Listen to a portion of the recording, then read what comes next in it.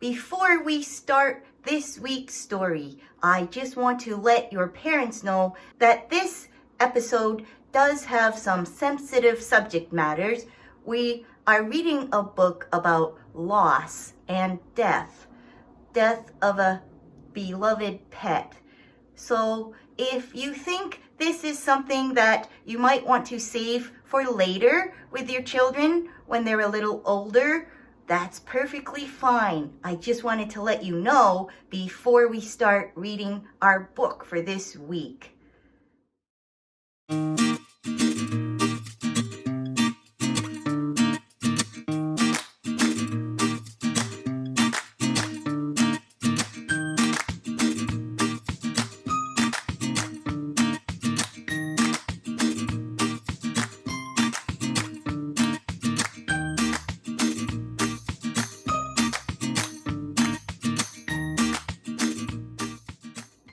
Hey kids, welcome to another episode of Puppet Storytime. Kids, I have to tell you something. I'm not feeling very good this week. No, I'm feeling sad. Yeah, a little bit. My good friend's pet passed away, and she's very sad, and I'm very sad for her because I loved her too. I loved her pet too, and I love my friend, and I don't like to see my friend sad, and I'm so sorry. So I thought it might be a good idea to read a book called The Rough Patch. Mom, could you please get the book? There we go. The Rough Patch by Brian Lees. Yes, as you can see, it's a book about a fox. And that's good, Mom, thank you. And the fox is named Evan, and he has a pet dog that he loves with all his heart. So let's read the story and we'll talk about it after. Okay, I'll see you inside the book. Bye! The Rough Patch, written and illustrated by Brian Lees. That means he wrote the words and drew the pictures. Wow, what a talented guy. Evan and his dog did everything together. They played games and enjoyed sweet treats.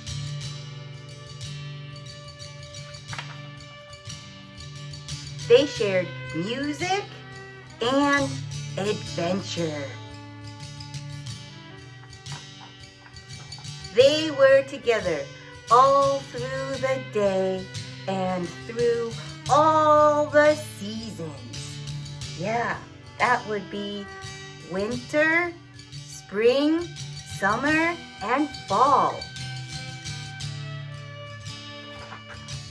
But what they loved the most was working in Evan's magnificent garden. There, everything they planted grew as big and as beautiful as the sky above them.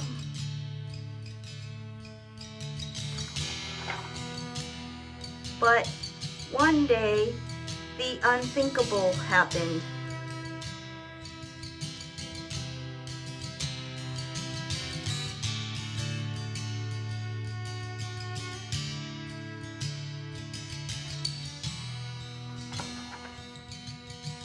Evan laid his dog to rest in a corner of the garden.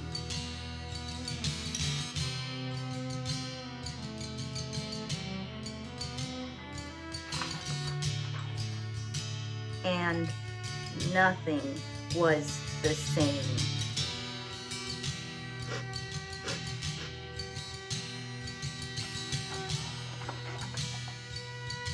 Evan shut himself away inside. Without his best friend, the garden was a bitter and lonely place. One morning, he found himself with a hoe in his paws. Swinging angrily, he slashed the garden to the ground. He hacked it all to bits and threw everything into a heap. But a good place won't stay empty for long. New plants sprouted and stretched towards the sky. Weeds. Itchy ones. Spiky and prickly ones. Foul-smelling ones. P.U. These weeds suited Evan just fine, so he took care of them. If Evan's garden couldn't be a happy place, then it was going to be the saddest and most desolate spot he could make it. I just noticed a word I don't really know what it means. Desolate. I will have to look that up after we are done reading, but I'm guessing from the picture and from the sentence that it means maybe lonely and empty and just kind of sad. And soon it was.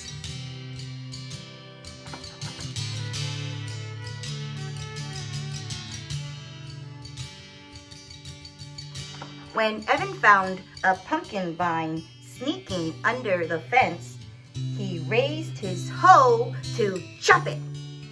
But then he considered its prickly stems, fuzzy leaves, and spidery, twisty tendrils. He let it be. As the pumpkin vine grew, Evan cleared the weeds from its path and watered it. The vine responded to his care.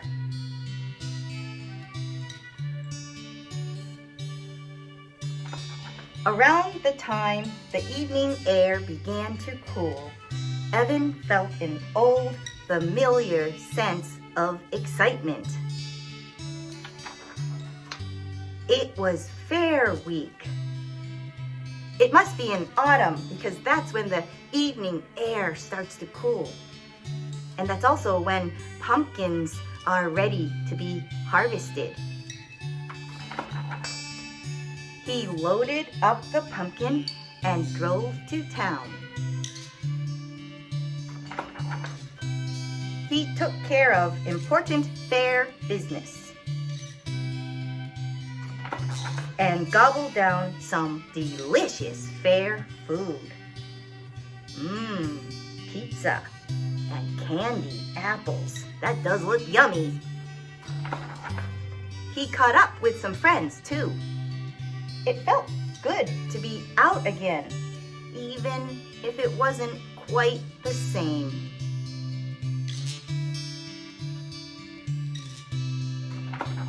Evan's pumpkin won 3rd place.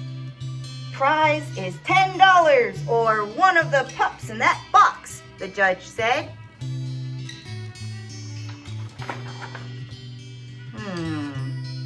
I'll take the 10, said Evan. But as he claimed his prize, he heard a scrabbling sound inside the box and thought it wouldn't hurt to just look.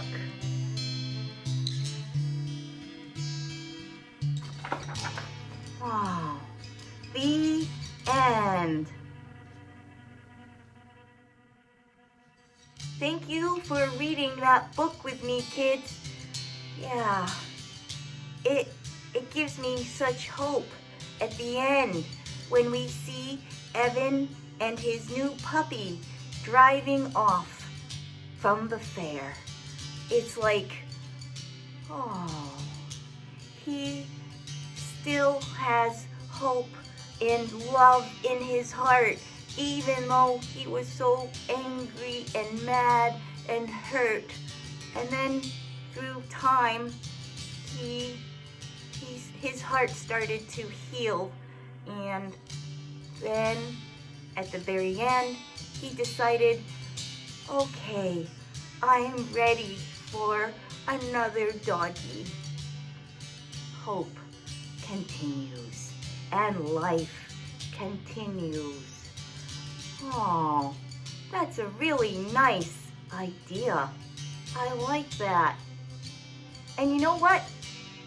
I was thinking, I kind of was interested in the part when Evan was mad and sad and didn't want to talk to anyone and was just so angry and hurt in his heart.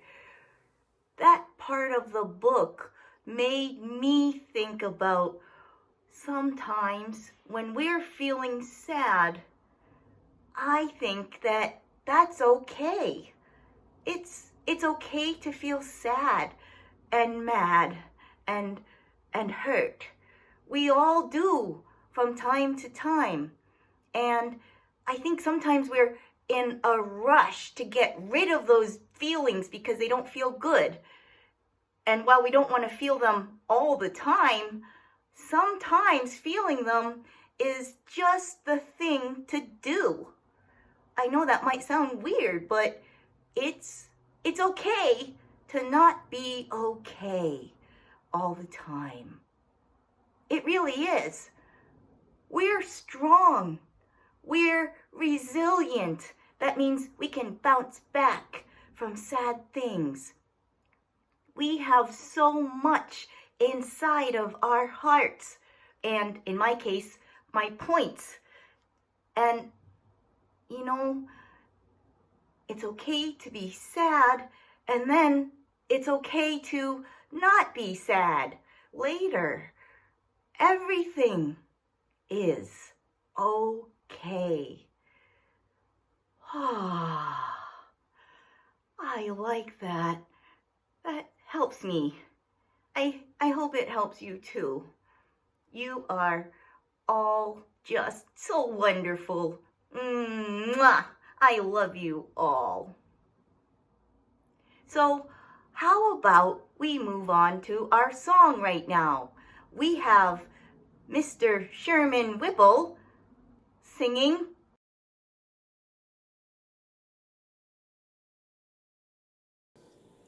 You ready? I'm ready.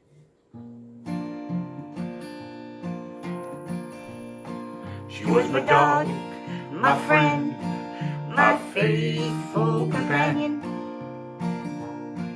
There's a hole in my heart where she used to be. As smart a dog as ever was, she loved to run and play. There's a hole in my heart, 'cause I miss her every day. Walking right beside me, we were really cool. She'd lick my face to wake me up, let her go outside. She never scratched to get back in, she was so polite. And sleep right beside my bed to guard me through the night. But she couldn't stop chasing cars, though she had no luck, until that day she caught one. Sadly, it was a truck. She was my dog, my friend, my faithful companion. There's a hole in my heart where she used to be. Now it's all filled up with a little pup who's by my side as we grow up. There's a hole in my heart, but now it's gone away. There was a hole in my heart, but now it's gone away. Thank you. Thank you, Sherman. Thank you, Sherman. And thank you, kids, for singing with us or for watching our song. And I hope maybe you'll play it again, rewind it, and sing along the next time. So it's time to say goodbye, but I am so grateful, so thankful for you. I'm so glad to have spent this time with you today, and I look forward to seeing you for our next Puppet Storytime video. Until then, stay awesome, stay you, and I love you. Mwah! Bye!